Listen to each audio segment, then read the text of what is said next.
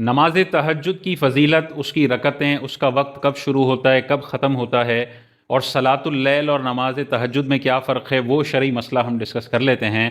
سب سے پہلے نماز تہجد کے بارے میں یہ مسئلہ ذہن میں رکھیے گا کہ نماز تہجد حضور علیہ الصلاۃ والسلام پر فرض تھی اور باقی امت کے لیے یہ ایک نفل نماز ہے۔ تاجدار کائنات پر 5 نمازیں بھی لازم تھیں اور اضافی ایک تہجد کی نماز بھی حضور علیہ الصلاۃ والسلام پر پڑھنا لازم تھا، اور حضور علیہ الصلاۃ والسلام نے یہ شاندار فضیلت ارشاد فرمائی نماز تہجد پڑھنے والے کے لیے۔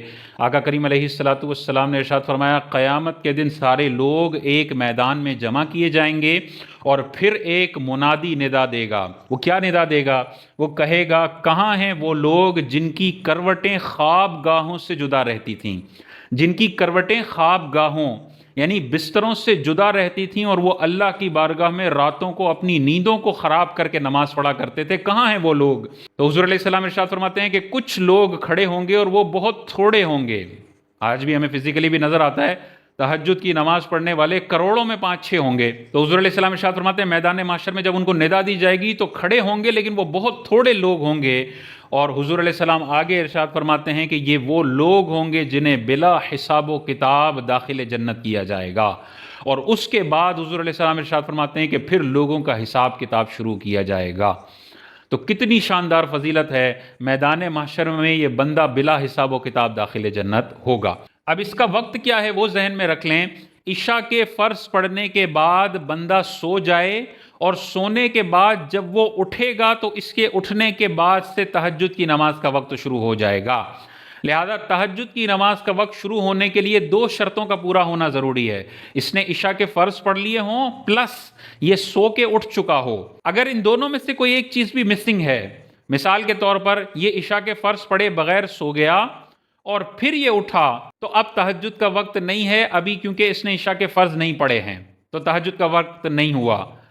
اور مثال کے طور پہ اس نے عشاء کے فرض پڑھ لیے اور پوری رات جاگتا رہا، سویا ہی نہیں، تو اس کے لیے ابھی تک تہجد کی نماز کا وقت شروع نہیں ہوا، کیونکہ تہجد کی نماز کا وقت شروع ہونے کے لیے عشاء کے فرض پڑھ کر سونا شرط ہے۔ دونوں میں سے ایک چیز بھی نہیں ہوگی تو تہجد کی نماز کا وقت اس کا ابھی تک شروع نہیں ہوا۔ اور یہ نماز کا وقت کب تک رہتا ہے؟ جب تک فجر کا وقت شروع نہیں ہوتا تب تک یہ تہجد کی نماز کا وقت ہے۔ سحری کا جو آخری وقت ہے اور فجر کا وقت جو شروع ہونے کا وقت ہے، اس وقت تک تہجد کی نماز کا وقت باقی رہتا ہے۔ اس کی رکعتیں کتنی ہیں؟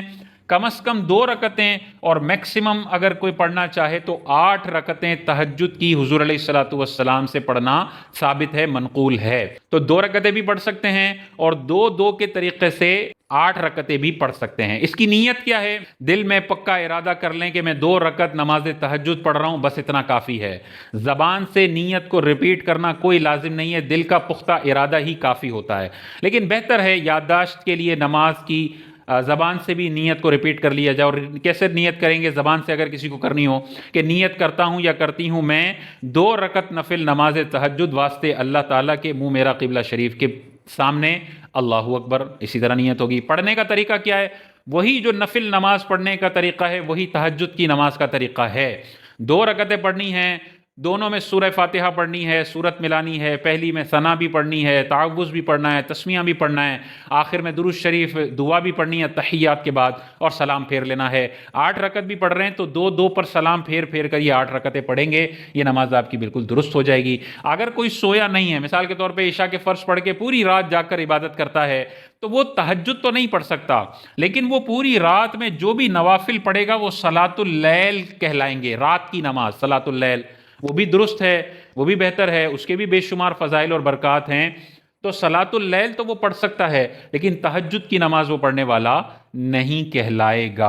اور اس میں سب سے شاندار صورتحال یہ ہے اس بندے کے لیے جو تہجد کی نماز پڑھنے کا عادی ہے، سحری کے وقت وہ اٹھ جاتا ہے، آخر پہر اٹھتا ہے اور تہجد کی نماز پڑھتا ہے، اس کے لیے سب سے افضل صورتحال یہ ہے کہ وہ عشاء کے فرائض اور سنن وقت پہ پڑھ لے رات میں، اور وتر ابھی نہ پڑھے، پھر سو جائے اور رات کے آخری پہر جو سحری کا وقت ہوتا ہے اس وقت میں اٹھے، وطر بھی پڑھے اور تہجد کی نماز بھی پڑھے، تو یہ بہت زیادہ شاندار عمل کرنے والا ہوگا، کیونکہ حضور علیہ الصلوۃ والسلام کی بھی یہی عادت مبارکہ تھی کہ وہ رات میں عشاء کے فرائض پڑھتے تھے اور آخر پہر میں سحری کے وقت تاجدار کائنات اٹھ کر عشاء کے وطر بھی پڑھا کرتے تھے اور تہجد کی نماز بھی پڑھا کرتے تھے۔ لیکن یہ اسی بندے کے لیے ہے جسے تہجد میں اٹھنے کا یقین یا غالب گمان ہو۔